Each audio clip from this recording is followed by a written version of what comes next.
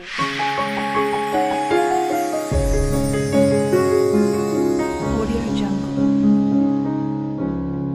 байцгаана уу? Дорнод их сургуулийн оюутан багийн санаачлан хэрэгжүүлж буй эрүүл шүүд эрүүл оюутан төслийн хүрээнд амны хүндийн эрүүл ахуйн тухай мэдээллийг хүргэхээр Family Smile эмнэлгийн хүүхдийн эмч оюутантай хийсэн ярилцлагыг та бүхэндээ хүргэж байна.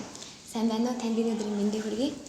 За сайн байна уу? Та бүхэнд ч гэсэн өнөөдрийн мэндийг хүргэе. За баярлалаа.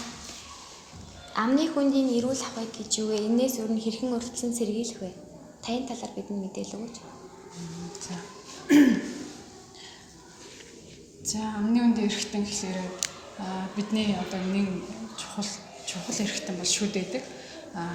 Шүд гэдэг бол одоо үүргийг ярих юм бол шүд бидний хоолт ижилэг бутлах, жижиглэх, мөн хэл ярианд одоо зөв тод дуудахад гол үүрэг болж байгаа. Мөн гоо сайхны бас нөгөө гол эрхтний нэг байдаг. Шүдийг болохоор хэрхэн зөв арчлах вэ гэхээр ер нь бол өдөрт багаас нь хүүхдийг бол багаас нь эцэг эхчүүд болохоор яг тогтмол 2 удаа угааж өгч явах шаардлагатай байдаг. Хизээ гэдгийг ер нь бол мэддэггүй. Өглөө хоол идснийхэн дараа угааж өгч явах шаардлагатай. Хоёрдугаарт бол орой унтахын өмнө заавал угааж өгөх шаардлагатай. Шүдээ одоо зөв угаахын тулд одоо мэрэгжлийн эмч гэдэг юм эсвэл YouTube-ээс та нар шүд угаах гэж хайж агаад зөв ер нь бол яг шүдийг зөв дараалалаар нь угааж хөвших хэрэгтэй. Тэгснээс манайхан ч юм бол айгүй буруу угаадаг штэ. Нэг энэ сойсныхаа үсэн дээгүүр нэлэнгүүд нь тавьчаад ер нь бол нэг ингэсгээл одоо нөгөө ооныхоо сингэнсэн амтанд нь хууртагтаад шүдээ дутуу угаадаг байхгүй. Тэгээд зөв гүйцэд угаахын тулд болохоор ерөнхийдөө шүднийхээ гадаргыг бол сегментээр нь хуваах хэрэгтэй. Шүдний гадна гадаргуу, дотор гадаргуу, зайшлах гадаргуу гэд хуваагаад жижиг толинд харж агаад аягүй сайн угаах хэрэгтэй. Тэр дотор талын булан хүртэл одоо ингээд дотор талын тэр одоо юу гэдгийг гүйцэд угааж хөвших хэрэгтэй.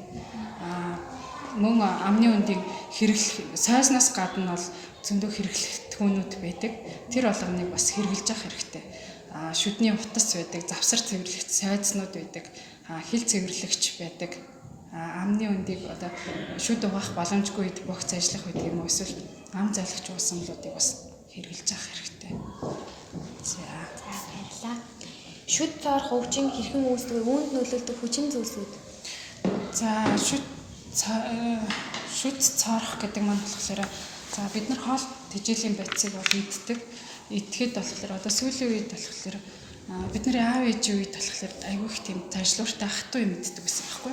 Тэгэхээр нөгөө сайн зажлах үйлийг сайн хийдэг. Тэгэхээр булчин айгүй сайн ажилдаг байсан учраас шүлс ялгаралт өөрөө шүлс ялгараад амны үндийгөө цэвэрлдэг байсан. Одоо сүүлийн үед болохоор бид нар идэж хэрэгжилж байгаа зүйлс болохоор дандаа зөөлөн бүтээгдэхүүн болсон. Нөгөө хүүхдүүдэд одоо нэг сайн зажлуулахгүй нэг ганц хоёр зажлал тэр нь одоо бутарчдаг ч гэдэг юм уу тий өнгөр аягүй их үсгдэг. Тийм хоол хүнсний бүтээгдэхүүн хэрэгэлдэг учраас цоорол аягүй их ихсээд байгаа маа. Ер нь бол тэгэхээр хоолоо аягүй сайн зажилж идчих хэрэгтэй. Шүдээ аягүй сайн угааж явах хэрэгтэй. За тэгээд хоолоо идчихэд өнгөр аягүй их үсдэг байхгүй юу? Тэр өнгөрийг байнга цэвэрлж явах хэрэгтэй. Тэр өнгөр дотор ч аюу их нэм бактериуд агуулгдчихэдэг. Тэр нөгөө нэм бактериас ч нөгөө хүчил ялгардаг байхгүй юу? Өөрөөсөө одоо хор бодис ялгаруулад тэр хүчилтэл одоо шүд уусаж одоо шүд цоорох өвчин маань үүсдэг байна. Тэрнээс ш одоо бидний занснаар нэг хорхоо ирээл нэг шүдийг нь идээд ийн гэсэн юм бол байхгүй. Тэгэхээр нөгөө амны үндийг өнгөрийг цэвэрлж явах хэрэгтэй. Хүчлэг орчныг л бий болгох хэрэгтэй. Тэгвэл энэ шүд цоорох өвчнөөс бол цаашид өөр ямар өвчнүүд үүсдэг вэ? За шүд цоорох ер нь бол өвчний их үүсвэр нь бол амны үндийгөөс эхлэлтэй гэж үздэг. Яагаад тэгэхээр амны үндэд болохоор 200 гаруй одоо юмнууд нянгууд байж байгаа. Ашигтай ашиггүй юм идэх тоолонд нөгөө өнгөр маань нэмэгдээд байдаг. Нөгөө нэм бактериуд маань өсөж үрчээд байдаг.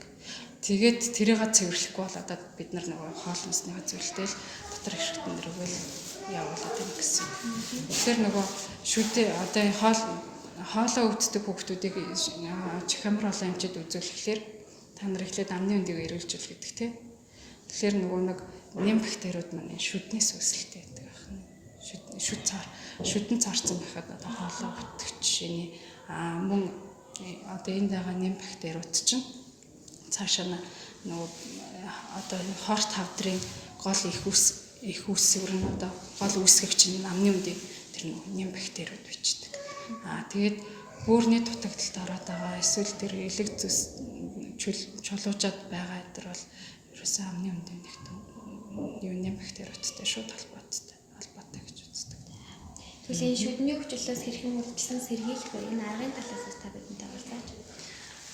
За одоо энэс өрсөн сэргийлэхийн тулд нэгдүгээр шүдээ ерөөсөө тогтмол зөв угаад сурах хэрэгтэй. Тэг мэргэжлийн эмчид ер нь бол 3 сар тутамд 6 сар тутамд хяналтанд үзүүлж авах хэрэгтэй. Тэгээд заавар зөвлөгөө шүдээ эмчлүүлээд баг дээр нь эмчлүүлээд эрүүлжүүлж авах хэрэгтэй. За ингээ хэрэгтэй мэдээлэл өгсөн танд үнэхээр баярлалаа. Ажлын өндөр амжилт хүсье. За баярлалаа. Audio Jungle.